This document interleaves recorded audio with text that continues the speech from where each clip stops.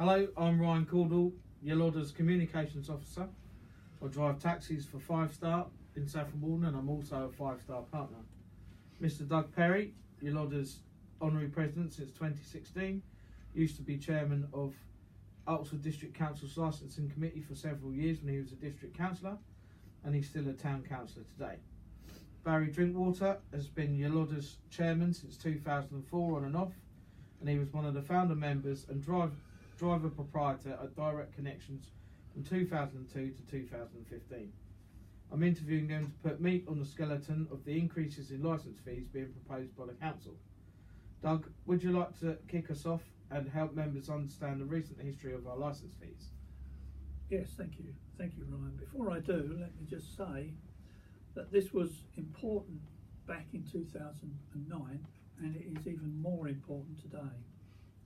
In 2009, I led the licensing task group made up of council officers, councillors and trade representatives to review the accounts and administration of the licensing service. We found that operators, proprietors and drivers, that means you, had been overcharged by the council for some years. We said that the council was badly at fault and the licensing committee agreed to return the overpayment to the trade by way of credit rather than monies, because it would be a nightmare to do that. These overpayments amounted to over 160,000 and this was ring-fenced and used to discount every licence holder's fees from 2010 to the present time. We've been told by the council that this licensing reserve, as it was called by the accountants, has now run out. Barry has led a delegation of trade representatives which met with the council every year to review the licensing accounts, to check they were fair and reasonable and make sure such overcharging would never ever happen again. So if the ring fence funds have run out, is this why the council is now proposing to increase our licence fees? Yes, the council has a right in law to recover the costs of the licensing service to the trade. It does this by using the income from licence fees. The proposed changes are meant to balance the books, but not to make a profit. Excuse me.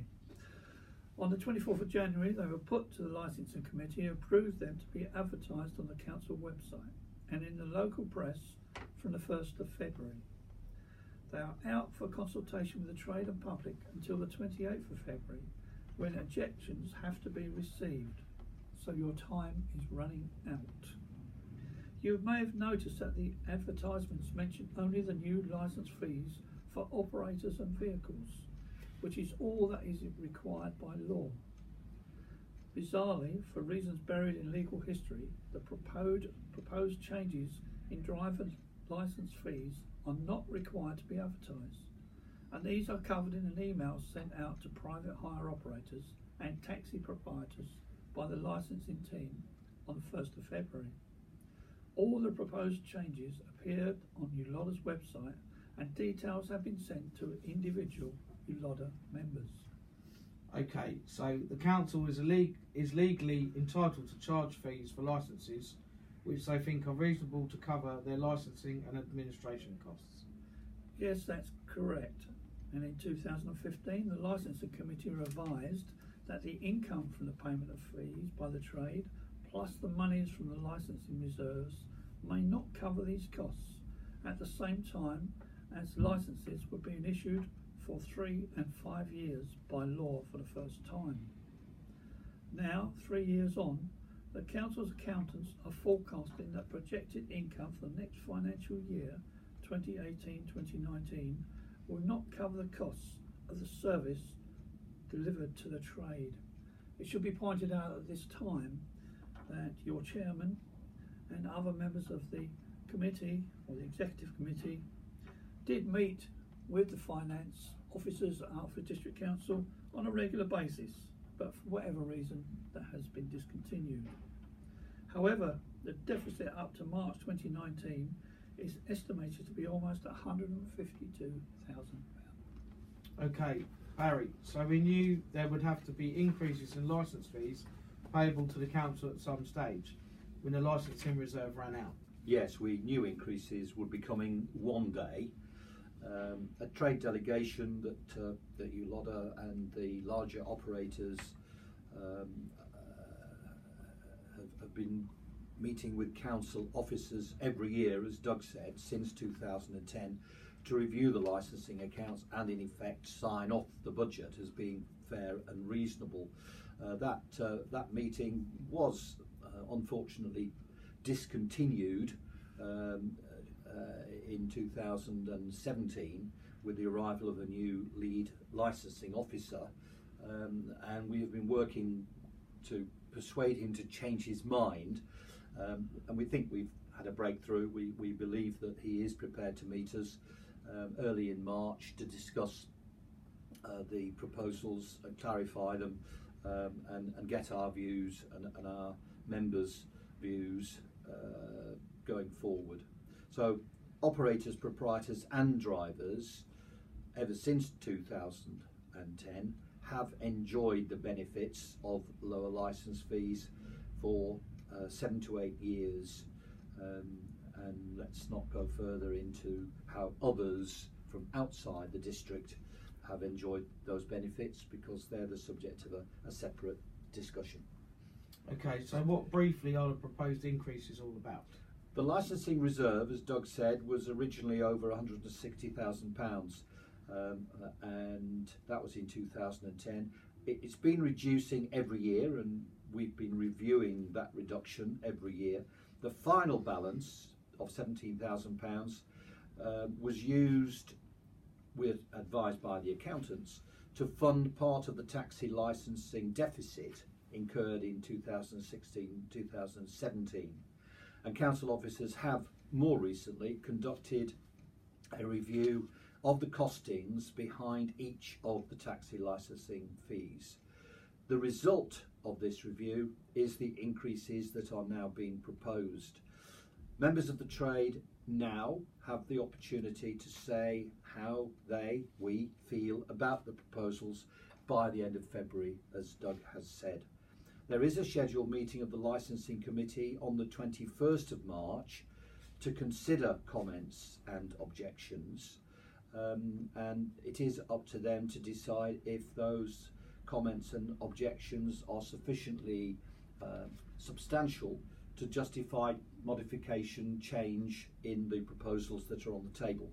So that, plus our potential meeting with officers on the 9th of March, to be confirmed, will hopefully enable us to move forward in a fair and reasonable way, so that everybody feels that what is being proposed is okay. Okay, so if there are any objections from the trade or members of the public, is the council required by law to take them into account before approving the new licence fees to come into effect? Yes, as I've said, it is a legal requirement that the council do seriously consider objections, and the licensing committee may choose to modify the proposals as a result, and that would delay the implementation of those increases by up to 2 months. Back in 2010, members of the licensing committee, as a result of the work of the licensing task group, which Doug had led, were persuaded to go back to the drawing board following the report that was made to the committee. Okay, so what can we say to our members to help them understand what's on the table now? Well, the details of the proposed changes can be viewed on the UDC website. If you go to Licensing and Environmental Health Committee on the 24th of January, that's still there, along with minutes of that meeting. The actual proposals are built into the report from the licensing team that was considered at the meeting.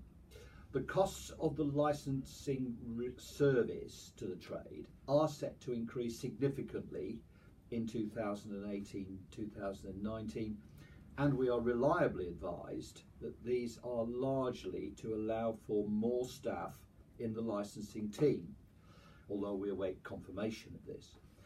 This is to make the service even better than it has been. There have been some complaints from operators that the right to work checks have been subject to delays, and licence applications have also been dragging their feet.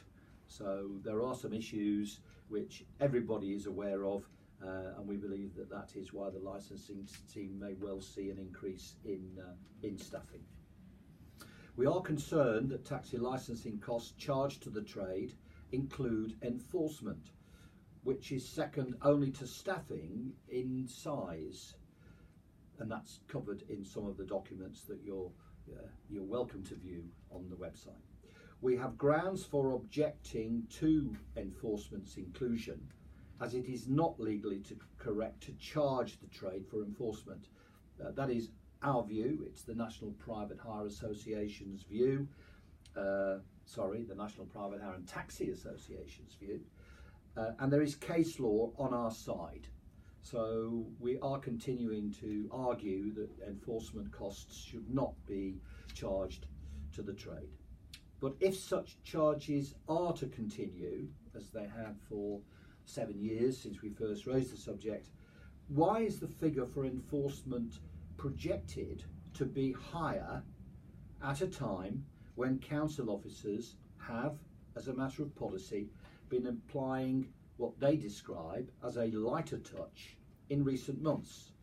The emphasis has been more on informal interviews as opposed to interviews under caution with offenders or alleged offenders, and advice and education, tap on the shoulder from the old-fashioned police officers, if I can use those words, rather than prosecution. So that has been a trend that we've seen and we've been told is the way forward.